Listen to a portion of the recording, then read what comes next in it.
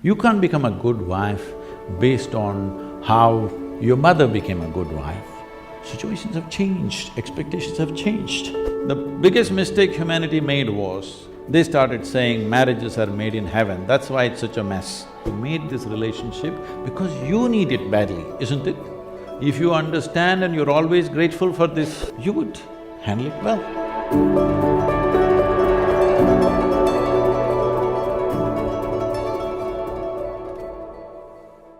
Sadhguru, our mothers have set amazing benchmark.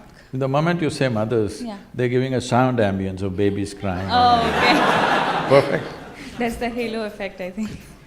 Yeah, so they've set quite a big benchmark of being an ideal wife. However, I, or girls of my generation, feel that we cannot be as good as wife as my mother has been, or our mothers have been. So should I feel that I am falling short of in my personal life, or should I feel that I'm not giving enough justice to my marriage once I'm married? How should I feel about this? You know, our center in the United States is in Tennessee. Tennessee is a little one kind of state, okay. Mary Makowski, that's not Romanian, right? Okay. Mary Makowski got married. And after their honeymoon, they came home and she threatened him that she's going to make a dinner all by herself. I'm sorry, she said she'll make dinner for the new husband.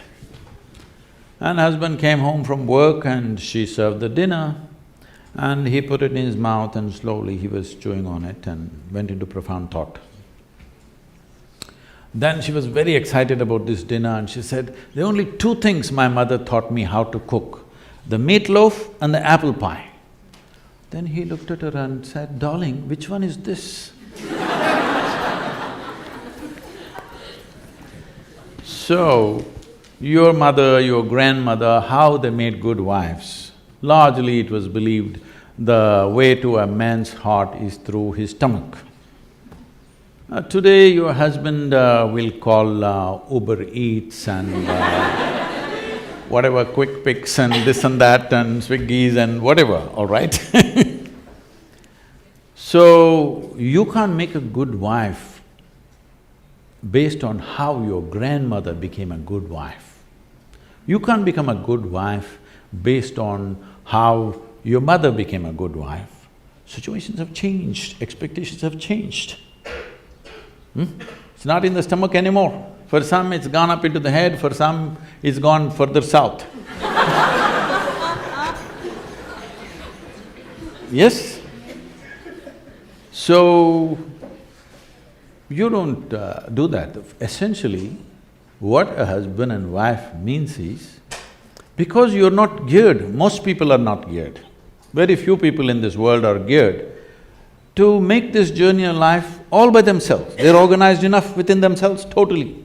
They never feel anything missing in their life because they've made themselves like that. But most people need somebody else to lean on, either emotionally, psychologically. There are needs in a human being, physical needs, psychological needs, emotional needs, maybe social needs, economic needs, variety of needs. To fulfill these needs, you want to find one person that you can depend on. Because it's very difficult even to find one person with whom you can share everything that you have, your body, mind, emotion and works.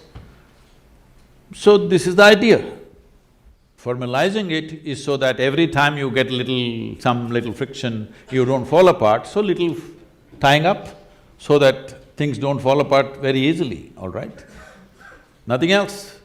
The biggest mistake humanity made was, they started saying marriages are made in heaven, that's why it's such a mess. No, it's done here. If you see, marriages are made between us and we took responsibility for who we are, we could have made it work, but the damn thing is made in heaven. Not suitable here, it's because it's alien stuff. Everything is a mess because you think it's made elsewhere by somebody else. If you understand it's made by you for your well-being, to fulfill your needs and your purposes so that you can go through this journey of life with least amount of trouble and friction, then you would handle it more responsibly, isn't it? And according to contemporary needs, not how your grandmother did her marriage. You can't do it that way because expectations and situations have completely altered themselves. So, if you hold somebody who is your friend and who is your need, you must understand. You are in this relationship because you need. Maybe the other person also needs, but that's from their side. As far as you are concerned, you made this relationship because you need it badly, isn't it? If you understand and you're always grateful for this, that somebody is fulfilling all your need, you would handle it well. You wouldn't make a misery out of it. But now you think somebody else needs you, then you will make a mess out of it. You understand, you need it. Well, the other person also needs to understand he needs it. Now there is a cohesion. If you think, oh, you need me, so I'm going to exploit you, no. This is not about you squeezing happiness out of somebody or they squeezing happiness out of you. If two happy people meet, then there can be something wonderful happening between them. But you are a misery and you think somebody else should be the source of your happiness, well, it'll multiply.